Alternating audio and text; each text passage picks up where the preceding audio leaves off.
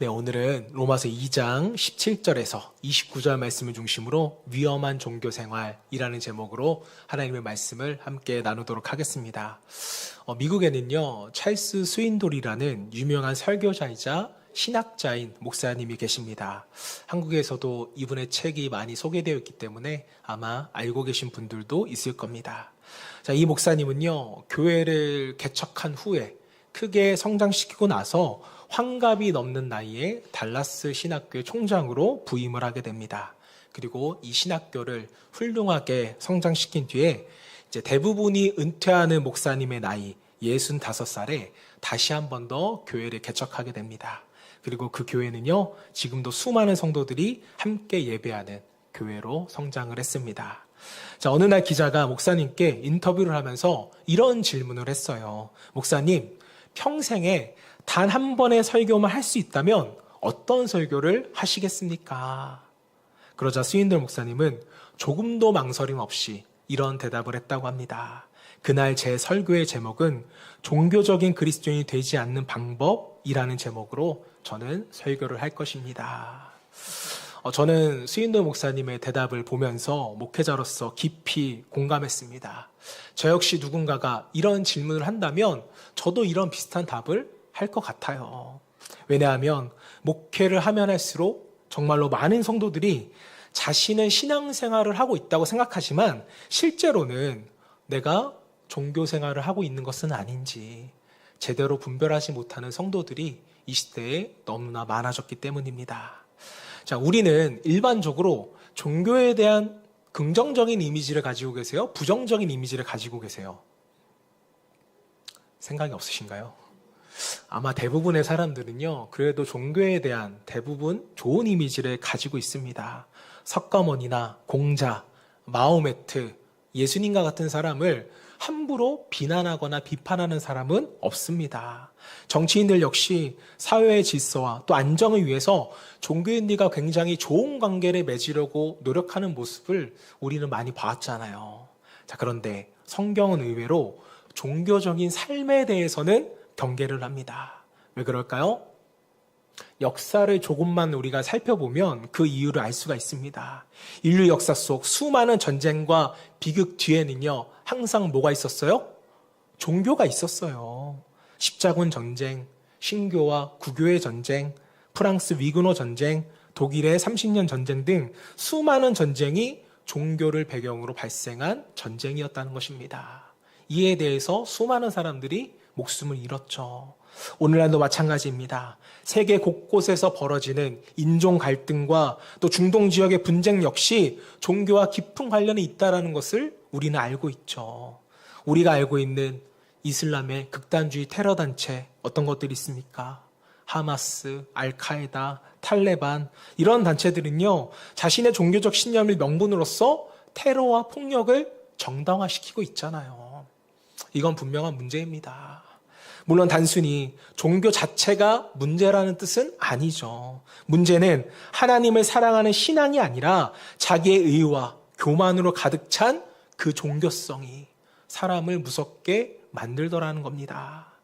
자, 우리가 앞서 나누었지만 바울은 로마서 1장에서 하나님을 떠난 인간의 죄에 대해서, 죄성에 대해서 고발을 했습니다.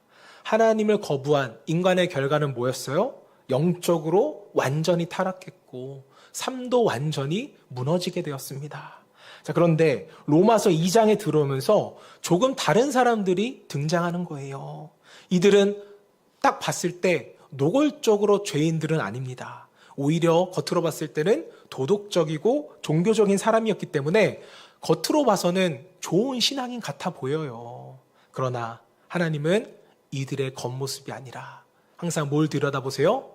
인간의 내면, 중심을 꿰뚫어 보십니다. 자, 하나님은 도덕과 종교적 가면으로 자신을 남보다 깨끗하다고 생각하고 또 남보다 의롭다 여기면서 스스로 합리화를 시키는 사람들에게 지금 이렇게 말씀하고 있는 거예요. 너는 도덕과 종교의 가면 뒤에 숨지 말아라. 여러분, 하나님은 왜 말씀을 통하여서 우리의 종교적인 가면을 벗기고 계시는 것일까요? 가면 뒤에 있는 우리의 추악함과 또 회복될 수 없는 연약함을 느껴봐야지만 그제서야 뭐가 보여요? 예수 그리스도의 십자가가 보이기 시작하고 복음이 얼마나 우리에게 필요한지를 우리가 그제서야 깨닫게 되기 때문입니다. 자, 로마서 2장의 직접적인 청중은요, 사실 유대인들이었습니다. 그러나 오늘날 이 말씀은요, 우리 그리스도인에게도 그대로 적용되어지는 말씀입니다. 우리는 이 말씀을 통해서 내가 신앙생활을 하고 있는지 아니면 종교생활을 하고 있는지 우리의 삶을 뒤돌아봐야 할 것입니다.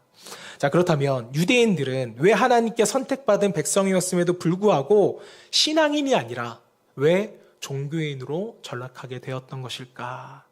사도 바울이 전하는 종교인들의 특징에 대해서 우리가 나눌 때 우리 자신을 한번 진지하게 되돌아볼 수 있기를 바랍니다. 혹시 나는 신앙생활을 하고 있다고 생각했지만 실제로는 종교생활을 하고 있는 것은 아닌지, 하나님을 사랑하기보다 종교적인 외형에 우리가 만족하며 살아가고 있는 것은 아닌지, 오늘 말씀을 통해 우리의 종교적인 가면이 좀 벗어지고 다시 한 번 더 십자가와 복음 앞으로 나아갈 수 있는 저와 여러분 되시기를 주님의 이름으로 축복합니다. 자, 그렇다면 왜 유대인들은 종교인이 되었던 것일까? 바울이 말하는 첫 번째 이유는요, 그들의 특권의식과 교만 때문이라고 바울은 전하고 있습니다. 자, 여러분, 왜 유대인들의 마음이 그토록 높아졌던 것일까요? 이유는 너무나도 간단해요. 하나님께서 그들에게 뭘 주셨기 때문이에요?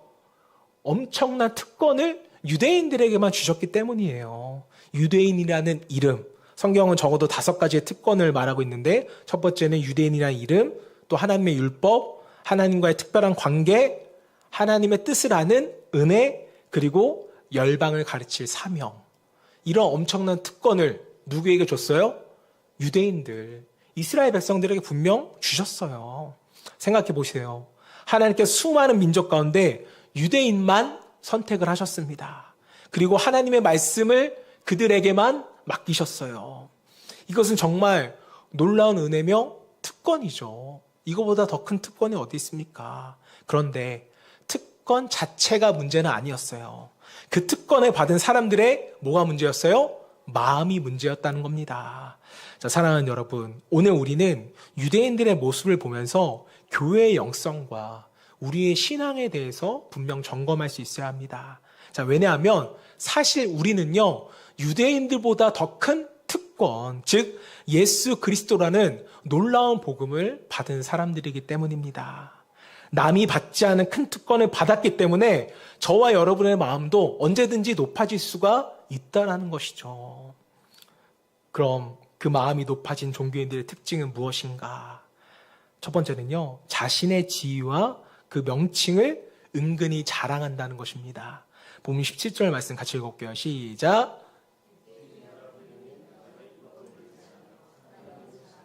자, 이 말씀은요, 유대인들의 마음 가운데 숨어있는 이 교만과 자만을 지적하는 말씀입니다. 쉽게 말하면 이런 뜻이에요.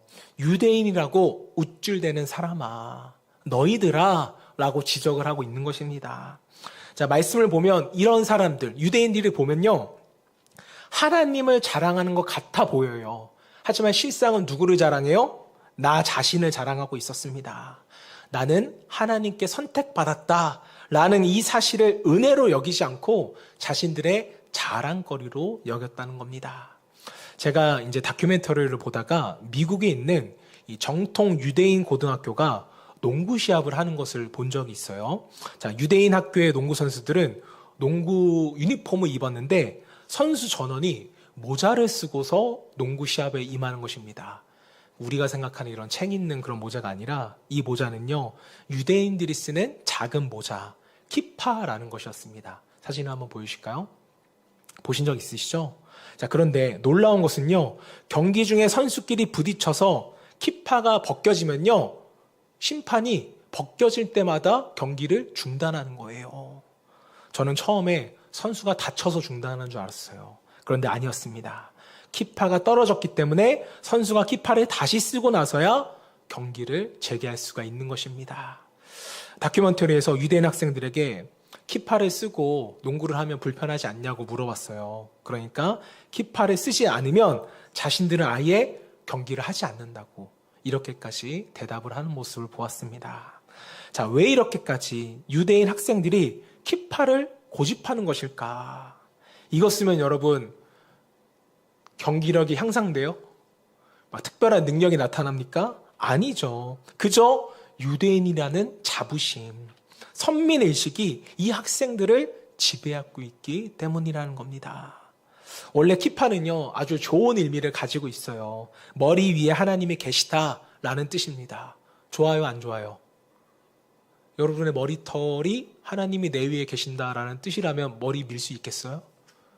안 밀 것이만 좋은 뜻이잖아요. 하나님을 기억하라고 쓴 모자가 어느 순간부터 자신들이 특별한 민족이라는 자부심이 돼버리는 거예요. 농구 시합을 하다가 떨어뜨려라도 그것을 바로바로 써야 되는 것입니다. 여러분, 우리도 이것을 조심해야 돼요. 유대인들이 유대인이라고 불리는 만큼 우리 또한 사실은 그리스도인이라는 이름을 좋아하고 있습니다. 또 교회에는 어떠한 직분들이 명칭이 있어요. 집사, 안수집사, 권사, 장로라는 직분이 있습니다. 지금이야 이제 여러분 권사, 장로 이런 직분을 받는 게 부담스러운 시대가 되었지만 10년 전, 20년만 해도 왜 자기는 권사 안 시켜주냐고, 장로 안 시켜주시냐고 따지는 사람들이 있었어요? 없었어요?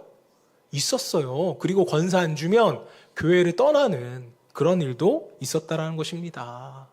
굉장히 표정이 놀라운 표정이지만 옛날에 그런 시절이 있었어요. 자, 그런데 한번 생각해 보세요. 하나님이 우리에게 붙어있는 이름 때문에 영광을 받으시는 분이세요? 성도의 직분이라는 것은 하나님을 높이는 도구 아닌가요? 아니면 나를 높이는 장식품인가요? 한번 더 잘 생각해 보십시오. 앞으로 여러분 권사님도 되셔야 되고 장로님도 되셔야 되잖아요. 이렇게 고유할 수가 있나 어떻게? 되셔야죠, 여러분. 아멘이신가요? 아멘. 네. 물론 우리의 이름과 타이틀로 하나님이 영광을 받으시는 건 아니지만, 하지만 성경적으로 직분에 합당하게 신앙생활 한다면 하나님은 저는 그것을 매우 기뻐하시라고 믿습니다. 본문은 유대인들이 하나님의 말씀을 맡은 사람이라고 말하고 있습니다. 자, 이들은 하나님의 진리를 보관하고 또 전할 이런 책임을 받은 사람들이었잖아요. 자, 그렇다면 우리는 어떻습니까? 우리는 성경 66권을 맡은 사람이죠.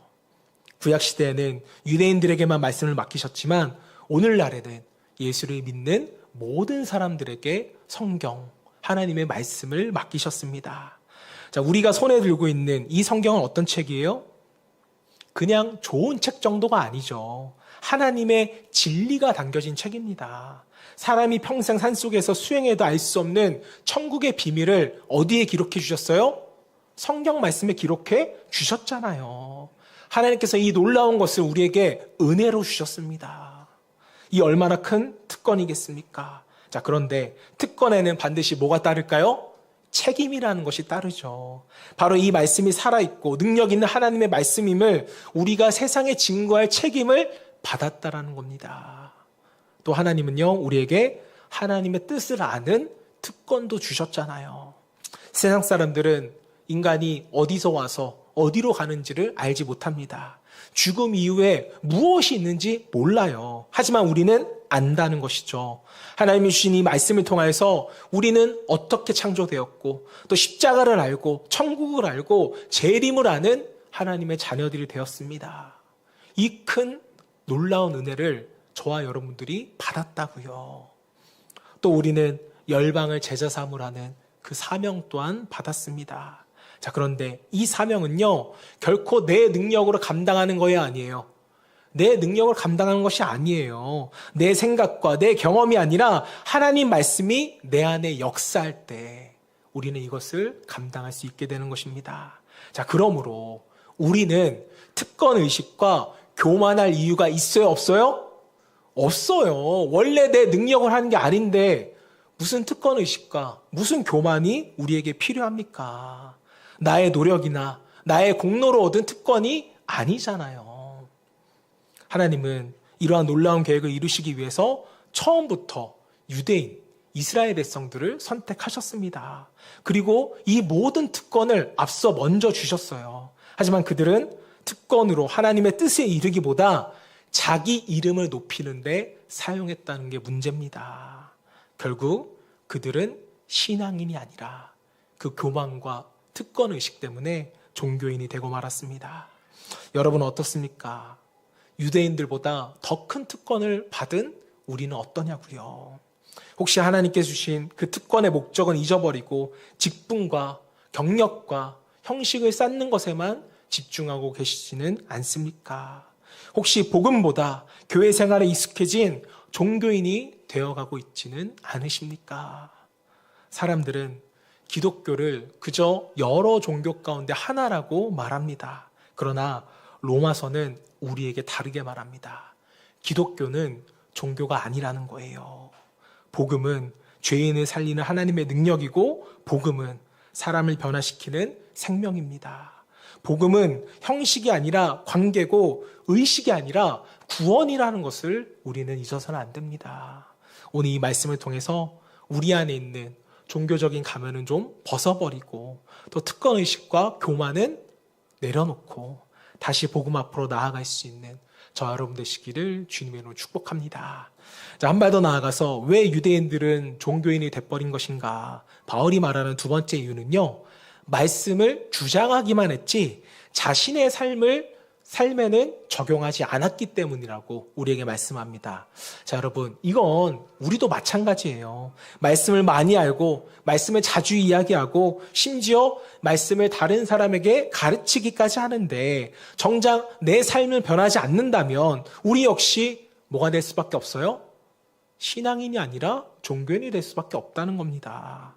자, 이에 대해서 바울은 유대인들을 향해서 아주 날카로운 질문을 던지는 거예요. 21절부터 24절까지 5개의 질문들이 나옵니다. 자, 그런데 그 가운데 가장 중요한 질문은 사실 첫 번째 질문이에요. 모든 문제의 핵심이 이 질문에 담겨져 있습니다. 21절 전반절 같이 읽어봅니다. 시작!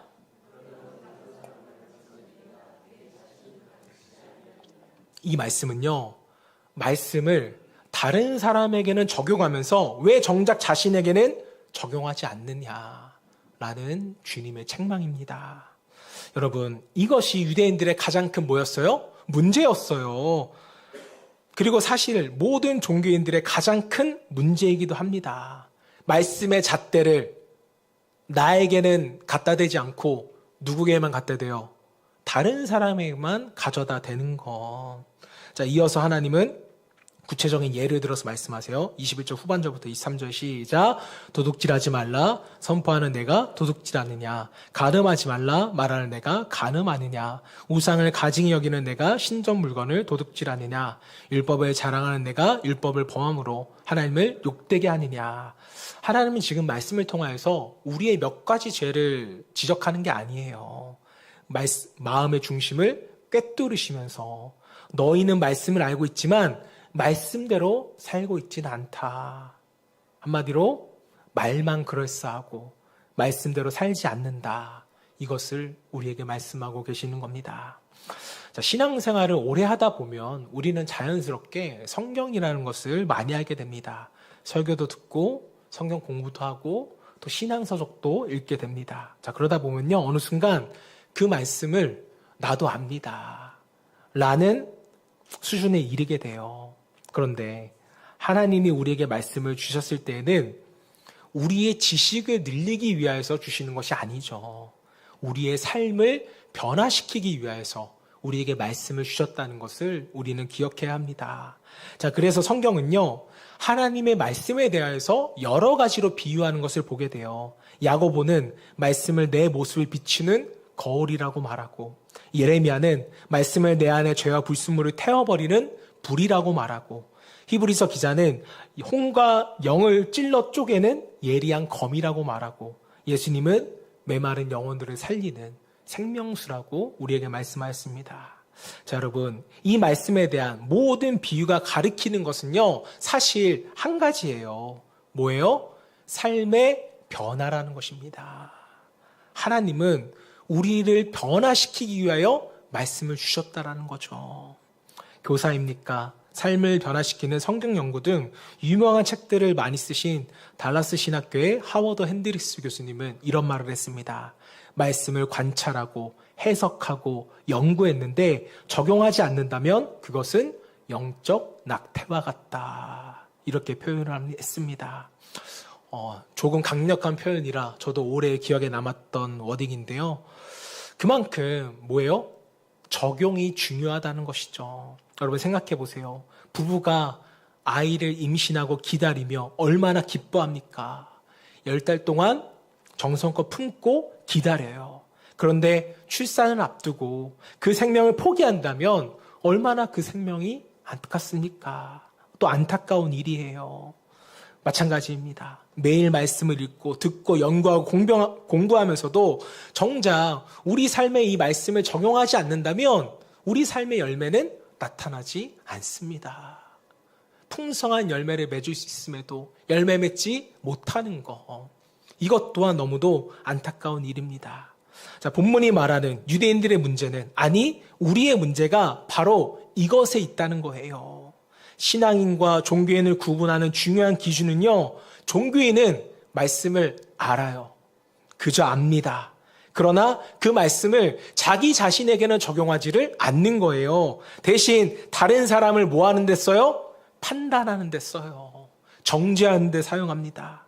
성경은 말씀을 거울 삼으라고 했는데 말씀을 엄격한 선글라스로 사용하는 거예요.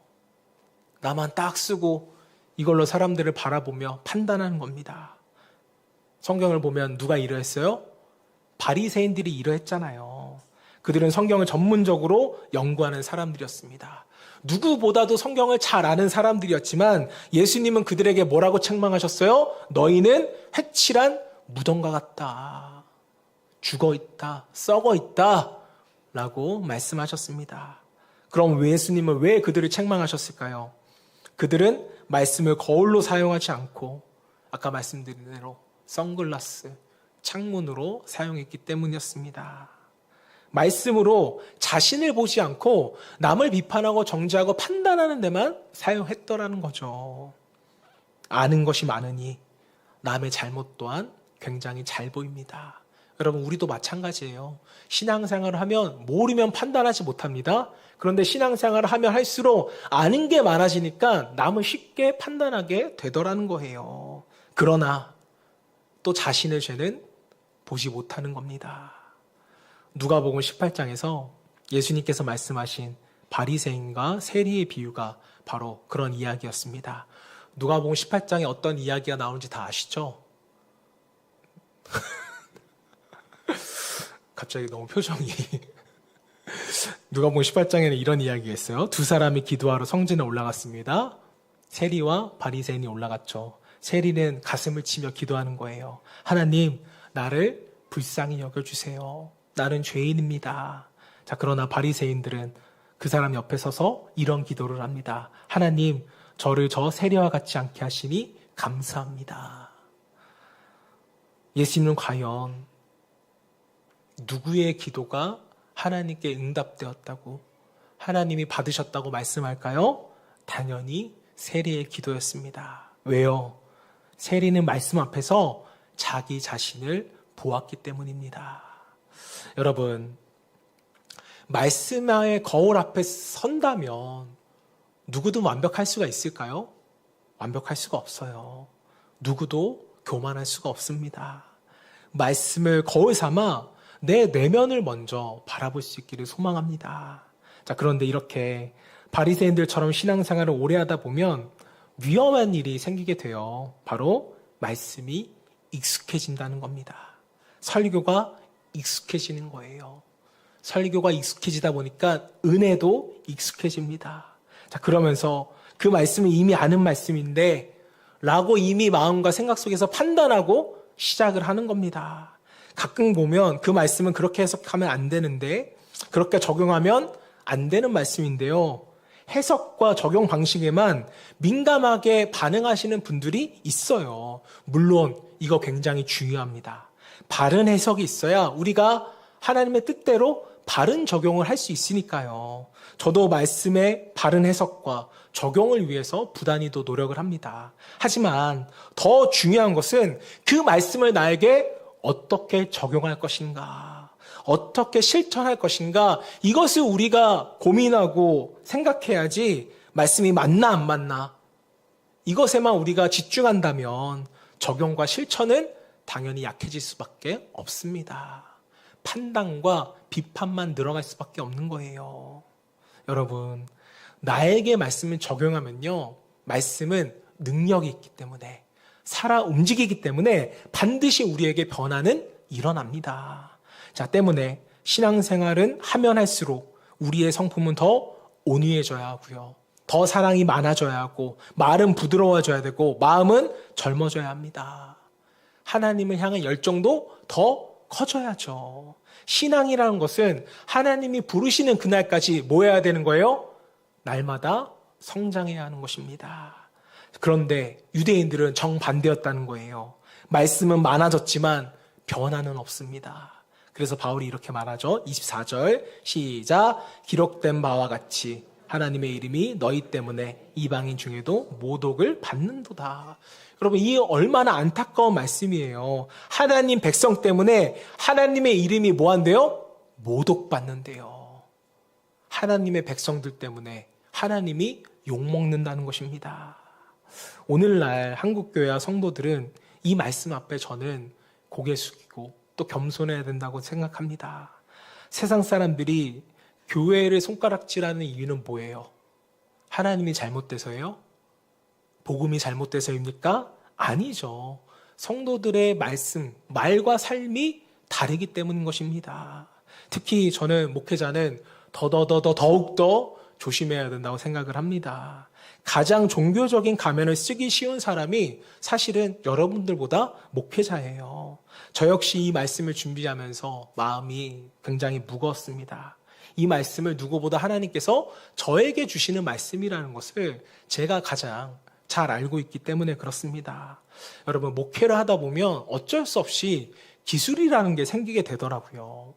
익숙함으로 설교할 수 있고요. 또 익숙함으로 제가 예배를 인도할 수 있게 되더라는 겁니다. 저는 이게 정말 무섭더라고요. 하지만 하나님은 기술이 아니라 언제나 뭘 원하세요? 우리의 마음을 원하시잖아요. 아마 찰스 스윈들 목사님도 같은 이유로 평생에 한 편의 설교를 할 수 있다면 종교적인 그리스도인이 되지 않는 법을 말해야겠다. 이것을 생각하신 이유가 저는 여기에 있다고 생각을 합니다. 여러분, 이것은 목회자만의 문제가 아닙니다. 집사도, 권사님도, 장로님도 오래 믿은 성도일수록 우리가 조심해야 될 문제인 것입니다. 오늘 말씀을 들으면서 혹시 이 사람이 이 말씀을 들어야 했는데 그 사람이 떠올렸다면 아직 우리는 말씀의 거울은 보지 못한 채 말씀을 주장만 했지 자신에게 적용하지 못하는 바리새인과 같은 사람이 나였다라는 것을 우리는 깨달을 수 있기를 바랍니다. 말씀 앞에서는요, 언제나 다른 사람이 아니라 나 자신을 먼저 되돌아보셔야 돼요. 나는 말만 하고 있는 사람입니까? 아니면 말씀대로 살아가려고 몸부림치는 사람입니까? 저 여러분 모두가 말씀을 아는 사람을 넘어 말씀대로 살아갈 수 있는 참 신앙인이 되기를 주님으로 축복합니다. 자, 마지막으로 왜 유대인들은 종교인들이 돼버린 것인가? 바울이 말하는 마지막 세 번째 이유는요, 내용은 간과하고 형식만을 강조했기 때문이라고 말합니다. 자, 유대인들은 알다시피 할례라는 것을 굉장히 중요하게 여겼어요. 자, 그러나 정작 할례가 무엇을 의미하는지는 잊어버리게 된 것입니다. 이것이 유대인들의 문제였어요. 내용은 간과하고 형식만 남아있기 때문이었습니다. 자, 할례의 본질은 버려버린 채 겉으로 드러나는 형식만 붙들고 있는 유대인을 향해서 사도 바울은 이렇게 말합니다. 28절, 29절 말씀 시작.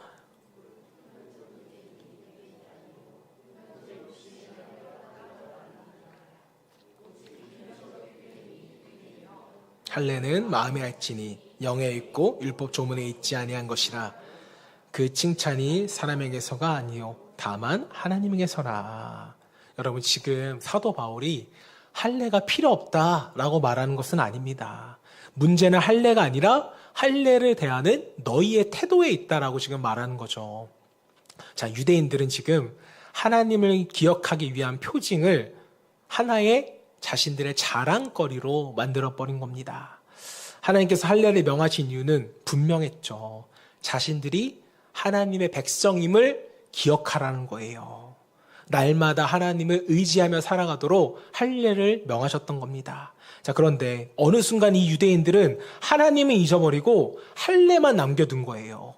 그들의 삶은 이미 하나님의 백성다운 모습도 하나도 없는데, 할례를 하면 하나님의 백성인 것이고 안 하면 하나님의 백성이 아닌 게 돼버린 거예요. 즉 내용은 사라지고 형식만 그들에게 남게 된 것입니다. 자, 여러분, 종교인들의 특징 중에 하나가 바로 이거예요. 전통과 의식, 외적인 모습을 신앙의 본질보다 더 중요하다고 여기는 겁니다. 물론 형식도 중요합니다. 저는 사실 신앙의 본질적인 형식마저도 너무 사라져서 걱정하는 사람 중에 하나예요. 하지만 신앙이 형식이 다라고 생각해서는 안 된다는 것이죠. 옛날에 여러분, 이런 굉장히 유명한 명언이 있습니다. 인천 앞바다에 사이다가 떴어도 컵이 없으면 못 마신다 라는 유명한 명언이 있죠. 내용을 담기 위해서는 형식이 필요하다는 거예요. 집에 가보면 얼마나 우리가 다양한 그릇이 많아요. 밥그릇 있고 국그릇 있고 반찬 담을 그릇도 있고 냄비도 있고 뚝배기도 있습니다. 각각 다 용도가 다르잖아요. 그릇은 중요합니다. 자, 그런데 여러분, 아무리 비싼 그릇이어도 그 안에 음식이 없으면 무슨 의미가 있겠어요? 그릇보다 중요한 것은 사실 그 안에 담긴 내용이 있습니다. 마찬가지예요. 예배도 중요합니다. 찬양도 중요하고 봉사도 중요하고 기도도 중요해요. 자, 그러나 그 모든 형식 속에 하나님을 향한 사랑과 경외함이 사라진다면 그것은 그저 껍데기만 남은 신앙이 될 뿐입니다. 형식이 될 뿐이에요. 그래서 우리는 늘 자신을 점검해야 합니다. 예배를 드리면서도 나는 정말 지금 예배를 드리고 있는가? 아니면 그저 예배 순서를 따라가고 있는가? 나는 지금 찬양을 하고 있는가? 아니면 그저 노래를 부르고 있는가? 나는 그저 헌금을 드리고 있는가? 아니면 마음을 드리고 있는가? 나는 지금 하나님을 만나고 있는가? 아니면 종교 활동을 하고 있는가? 끊임없이 저와 여러분들은 점검하고 또 점검하셔야 됩니다. 자, 왜냐하면 우리가 오랫동안 신앙생활을 하다 보면 익숙해지기 때문에 어느 순간 하나님에 대한 감격은 사라지고요. 형식만 남기가 너무나도 쉬워요. 이런 면에서 우리는 종교인이 될 수가 있다는 겁니다. 사탄은요, 이 일을 너무나도 잘해요. 프로페셔널하게 진행합니다. 사탄은요, 여러분, 교회를 무너뜨릴 때 결코 예배를 없애지 않아요. 찬양도 없애지 않습니다. 오히려 그대로 하게 만들어요. 대신 그 안에 생명력을 빼앗아 가버리는 겁니다. 감격을 빼앗고 회개를 빼앗고 감사를 빼앗아 버리는 거예요. 그리고 형식만 남겨두는 것입니다. 때문에 우리는 늘 깨어서 영적인 예민함을 가지고 우리에게 알맹이가 있는지 없는지를 점검해야 하는 것입니다. 이제 말씀을 정리하도록 하겠습니다. 오늘 바울은 유대인들이 왜 종교인이 되는지 우리에게 세 가지를 말했습니다. 첫 번째는요, 특권을 은혜로 여기지 않고 자랑거리로 만들었기 때문이었고, 둘째는 말씀을 알기만 하고 자신의 삶에는 적용하지 않았기 때문이었고, 셋째는 내용은 잊어버리고 형식만을 붙들었기 때문이었습니다. 자, 그런데 여러분, 가만히 생각해 보면 이것은 2000년 전에 유대인들만의 이야기가 아닙니다. 오늘 우리의 이야기가 될 수도 있다는 거예요. 우리는 교회를 오래 다녔습니다. 예배도 많이 드렸어요. 성경도 많이 읽었습니다. 직분도 받았어요. 하지만 중요한 질문은 이거예요. 나는 지금 신앙생활을 하고 있는가? 아니면 종교생활을 하고 있는가? 종교생활은 그 어떤 것보다 위험합니다. 우리의 삶을 죽어가게 하고요. 우리의 영혼을 메마르게 하고 우리의 영혼을 죽게 만들기 때문입니다. 하나님은요, 오늘도 우리에게 외적인 모습을 보여달라고 말하지 않으세요. 직분보다 우리의 마음을 보시고 경력보다 우리의 중심을 보는 분이 우리의 주님이십니다. 사람 앞에서 어떻게 보이냐보다는 하나님 앞에서 어떻게 보이느냐를 우리 주님은 보고 계십니다. 오늘 이 말씀 앞에서 나 자신을 정직하게 돌아볼 수 있기를 바랍니다. 혹시 나는 하나님보다 내 신앙의 연수, 내 직분을 더 붙들고 있는 것은 아닌지, 혹시 말씀을 들으면서도 이 말씀을 나에게 적용하는 것이 아니라 다른 사람에게 적용하고 있지는 않은지, 혹시 하나님을 만나기보다 형식적인 신앙생활에만 만족하고 있는 것은 아닌지. 주님은 우리를 종교인으로 부르신 것이 아닙니다.